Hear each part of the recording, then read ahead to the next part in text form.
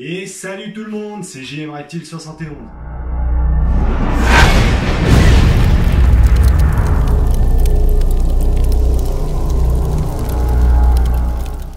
Et j'espère que vous allez bien, moi ça va très bien. Je vais vous parler enfin de mes pitons. Là aujourd'hui j'ai eu un petit souci avec, de mue avec l'un d'entre eux. Donc je vais vous parler de tout ça, on va faire voir en vidéo directement.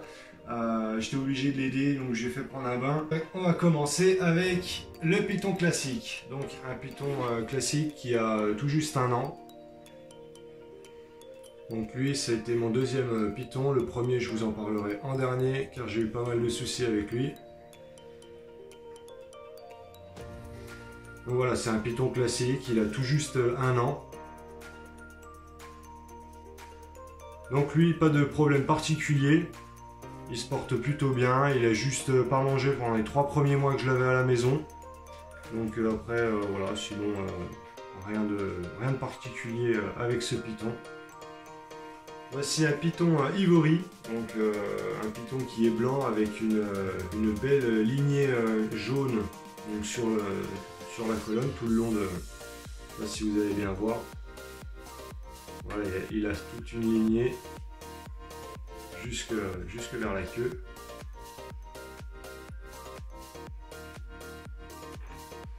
Donc voilà, pareil, celui-là, il vient d'avoir 1 an début septembre. Donc caractère très cool. Franchement, c'est vraiment un gros pépère. Lui, c'est mon petit chouchou. Même si ça n'entend rien, c'est sourd, un serpent, donc bon, faut pas le dire quand même.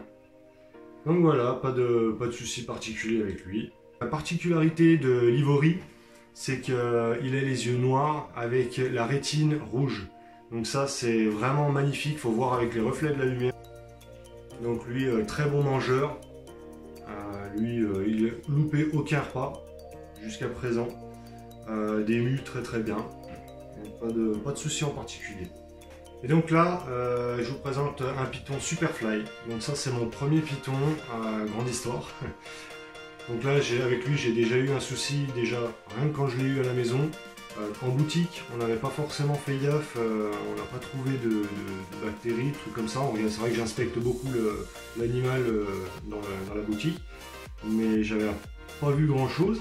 Et c'est arrivé à la maison qu'on s'est aperçu avant de le mettre dans le terrarium qu'il avait des bactéries, donc des puces pour les serpents. Et donc du coup on a cherché comment faire pour pouvoir enlever ça. C'est vrai que c'était mon premier piton, donc je ne savais pas encore trop ce qu'il fallait faire.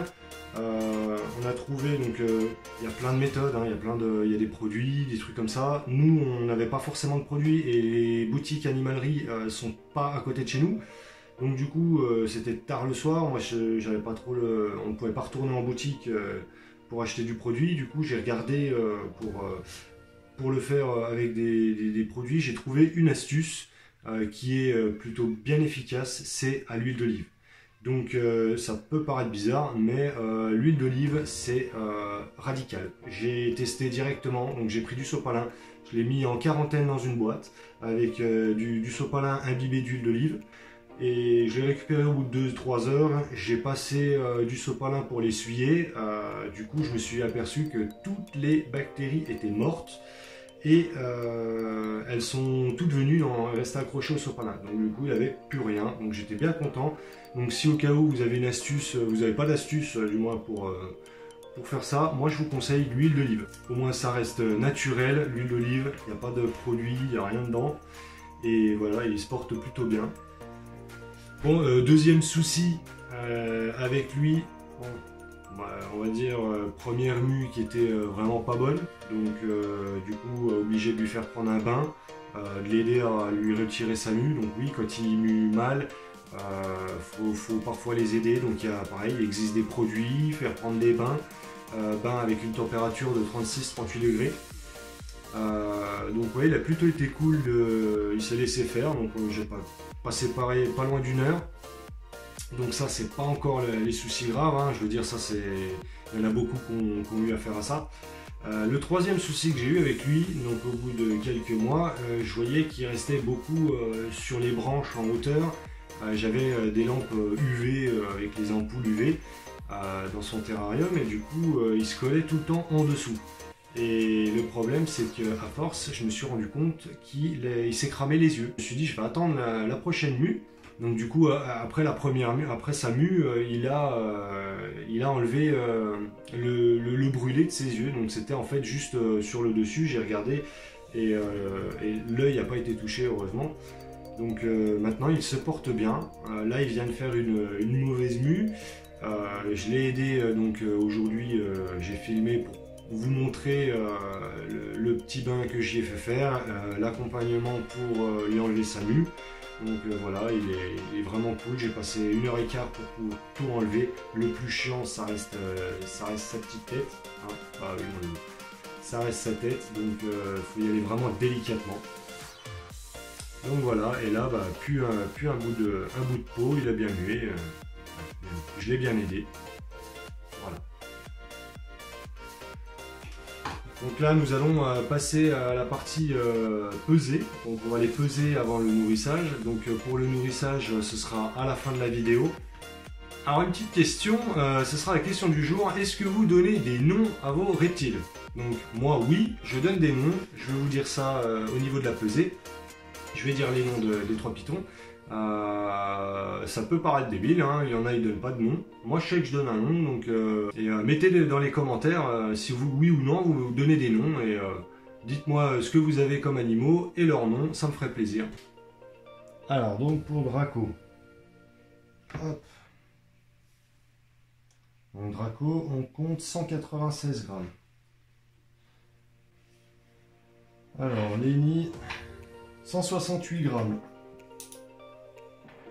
Donc Yoshi,